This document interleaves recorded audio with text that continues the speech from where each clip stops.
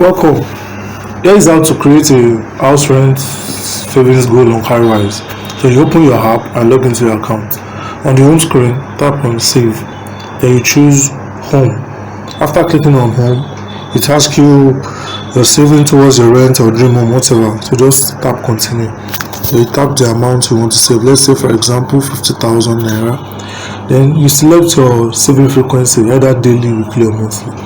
Let's choose weekly, for example. So after that, it's going to ask you which day of the week works for you.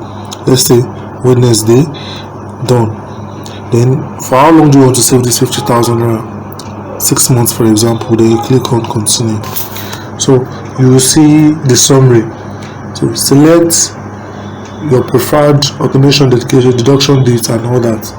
So once you have done all that, you review the settings, like the amount, interest rate, if it is interest free to be there, maturity day, automation, everyone is there, and estimated future amount.